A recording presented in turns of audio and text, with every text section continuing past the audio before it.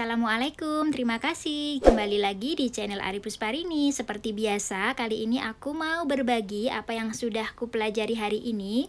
Mudah-mudahan nanti bermanfaat. Kali ini kita akan belajar tentang teori belajar Ibnu Khaldun. Sudah ada yang kenal nih belum teman-teman ya? Beliau adalah salah seorang ilmuwan yang karyanya banyak dipakai oleh para ilmuwan yang lain. Yuk langsung saja disimak ya, barangkali bermanfaat. Mungkin ada di antara teman-teman di sini yang berstatus sebagai seorang pengajar, barangkali bisa menerapkan sebagian dari ilmu yang sudah disampaikan oleh Ibnu Khaldun. Buat kita para ibu rumah tangga, bisa juga loh memanfaatkannya untuk mendidik putra-putri kita. Beliau adalah Ibnu Khaldun yang bernama asli Abdul Ar-Rahman Ibnu Muhammad, seorang tokoh sejarawan muslim, seorang filosof, ekonom, politisi, dan juga pendidik yang luar biasa, yang pemikirannya banyak sekali dipakai oleh para ilmuwan. Beliau lahir di Tunisia, terlahir dari keluarga yang sangat terhormat, kemudian juga cerdas dan berilmu. Periode kehidupan beliau kalau dalam buku-buku itu dikenal menjadi beberapa masa. Yang pertama nih masa kelahiran dan sekolah, kemudian masa ketika bertugas di pemerintahan, masa ketika mengarang kitab, dan juga masa ketika menjadi pendidik. Dan karya-karyanya sangat banyak ya teman-teman ya. Yuk kita kenalan lebih lanjut. Guru pertama Ibnu Khaldun adalah ayahnya sendiri. Beliau seorang yang sangat berilmu dan cerdas, maka nggak heran Ibnu Khaldun juga tumbuh menjadi pribadi yang mencintai ilmu pengetahuan. Tetapi tidak lama setelah datang wabah di kampung halamannya, ayah Ibnu Khaldun meninggal dunia. Kemudian beliau juga belajar pada para ulama yang juga tinggal di Tunisia. Beliau belajar tentang syair dan juga retorika serta beberapa ilmu yang lain. Cuma sama kurang lebih ya, banyak juga para ulama tersebut yang kemudian meninggal dunia karena wabah. Nah setelah itu Ibnu Khaldun pindah ke Maroko, dan di sana beliau mulai menjalankan peran di pemerintahan. Tetapi memang tidak mudah di pemerintahan. Beliau mengalami karir yang cukup bergejolak ya, banyak fitnah dan bahkan beliau sempat dipenjara. Singkat cerita, karena tidak mudah ya dengan pergolakan itu atau mungkin sebab-sebab yang lain, akhirnya Ibnu Khaldun memilih untuk berkholwat atau menyendiri. Nah ketika menyendiri inilah kemudian lahir karya-karya besar, salah satunya adalah karya Muqaddimah yang cukup terkenal.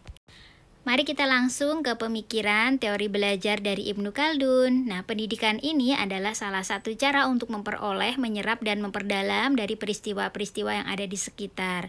Pendidikan menurut Ibnu Khaldun itu mempunyai arti yang sangat luas dan prosesnya terus-menerus, bisa dilakukan di berbagai tempat dan situasi. Biasanya pendidikan juga timbul dari gejala sosial yang ada di sekitarnya, jadi ada hubungannya begitu ya teman-teman ya. Tujuan pendidikan menurut Ibnu Khaldun adalah pertama membentuk malakah atau kemahiran-kemahiran, jadi membentuk keahlian-keahlian. Kemudian yang kedua juga mendapatkan penguasaan keterampilan pada suatu bidang yang sifatnya itu profesional untuk memenuhi kebutuhan zaman. Dan yang ketiga adalah pembinaan pemikiran yang baik yang bisa membentuk pribadi manusia menjadi pribadi baik tentu saja ya. Menurut Ibnu Khaldun, barang siapa tidak terdidik oleh orang tuanya, maka akan terdidik oleh zaman. Jadi memang manusia itu juga akan bersentuhan dengan lingkungan sekitar. Jadi kalaupun mereka tidak mendapatkan pendidikan dari orang tuanya, tidak diajarkan tentang sesuatu oleh orang tuanya, maka mereka akan terdidik oleh zaman, oleh lingkungan di sekitarnya. Nah, kurikulum pendidikan yang disampaikan oleh Ibnu Khaldun diantaranya adalah ilmu nakliyah, ilmu akliyah, dan juga ada bahasa. Ilmu nakliyah ini adalah ilmu yang bersumber dari pemberi yang utama, yaitu dari Al-Quran dan Hadis yang disumberkan dari Allah dan Rasulnya. Kemudian ada juga yang akliyah.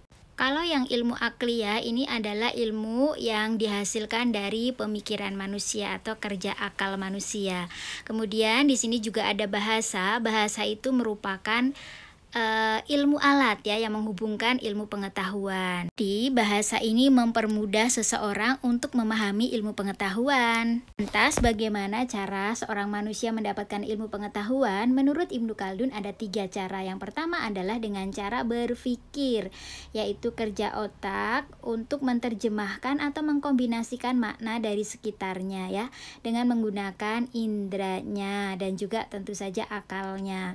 Kemudian ada juga karena skeptisme, keraguan-raguan akan sesuatu, kemudian mereka mencari tahu, akhirnya timbullah suatu pengetahuan, atau juga karena pembiasaan melakukan sesuatu, akhirnya mendalami sebuah pengetahuan atau ilmu.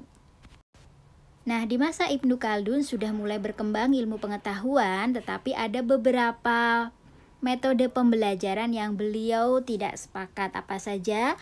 Yang pertama adalah indoktrinasi. Beliau mengkritisi ya pendidikan yang tidak mempertimbangkan kemampuan anak, hanya memberikan masalah utama yang mungkin ilmiah tapi belum sampai di pikiran atau perkembangan seorang anak. Menurut beliau itu kurang tepat. Kemudian juga yang beliau kritisi adalah dikotomi ilmu pengetahuan, pemisahan antara ilmu pengetahuan satu dan lain, kemudian mengutamakan satu, membuang yang lain. Itu juga menurut beliau kurang tepat. Harusnya ilmu itu dipelajari sesuai dengan porsinya, semuanya dipelajari tapi sesuai dengan porsinya. Kemudian adanya paksaan hafalan, ini juga kurang bagus menurut beliau, karena hafalan itu hanya seperti menghafalkan istilah-istilah yang nggak tahu maknanya. Nah, sebaiknya ketika hafalan dilakukan itu harus dengan pemahaman yang utuh, dan juga ada ilmu-ilmu lainnya yang juga dicapai. Jadi tidak sekedar hanya hafalan, apalagi kemudian dipaksakan. Dan yang juga dikritisi oleh beliau adalah metode militeristik, yang menurut beliau ini bisa meninggalkan trauma atau tidak tepat karena memaksakan dan bisa berakibat fatal pada seorang anak didik.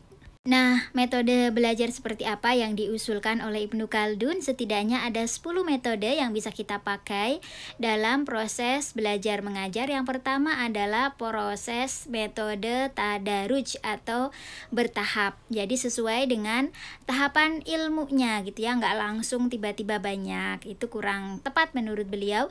Kemudian metode yang kedua adalah pengulangan. Jadi pengulangan apa yang sudah dipelajari sebelumnya itu akan membantu memperkuat penerimaan proses belajar. Kemudian juga dengan metode kasih sayang ya. Kasih sayang ini memudahkan anak-anak untuk belajar. Kemudian kematangan usia juga penting banget untuk dipertimbangkan dalam menyampaikan sebuah pelajaran kepada seorang anak. Faktor fisik, psikis juga penting. Nah, menurut Ibnu Khaldun, proses pembelajaran itu tidak hanya kerja akal saja ya, tapi juga kerja fisik. Jadi fisik dan psikis harus dua-duanya diperhatikan. Kemudian juga perkembangan potensi masing-masing juga mempengaruhi kualitas dari pembelajaran, jadi harus dipertimbangkan.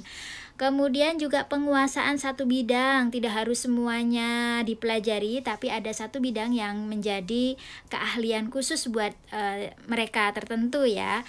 Kemudian juga metode rihla dengan wisata, dengan mendapatkan pengalaman-pengalaman, siswa juga belajar banyak hal, mengeksplor, kemudian juga belajar banyak hal. Kemudian praktik ya, melihat apa yang sudah dipelajari dipraktekkan, itu akan menguatkan. Kemudian juga menghindari peringkasan buku yang terlalu banyak.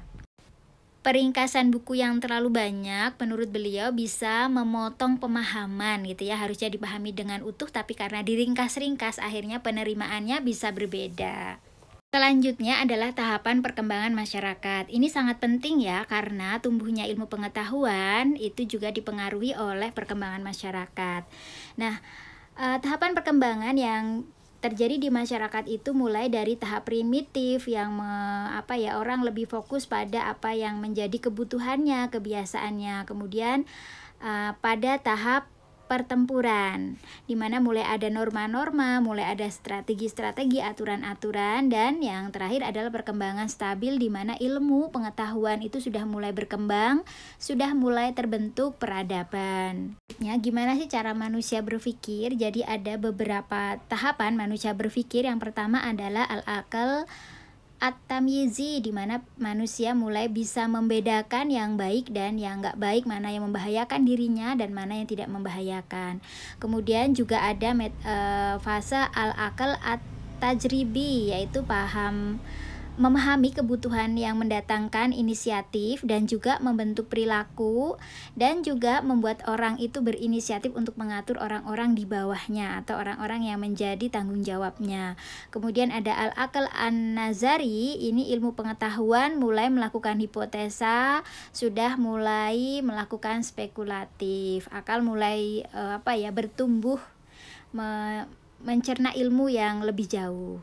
Nah, itu tadi teman-teman yang sudah saya pelajari hari ini. Masih banyak banget yang masih belum paham, masih banyak yang masih kepotong-potong. Nah, nanti lebih lengkapnya teman-teman pelajari sendiri ya tentang metode belajar ala Ibnu Khaldun. Mudah-mudahan bermanfaat dan bisa diterapkan untuk proses belajar mengajar. Semoga bisa mendapatkan hasil yang terbaik. Demikian untuk sharing hari ini. Terima kasih buat yang sudah menyimak. Jumpa lagi di next video insya Allah. Assalamualaikum.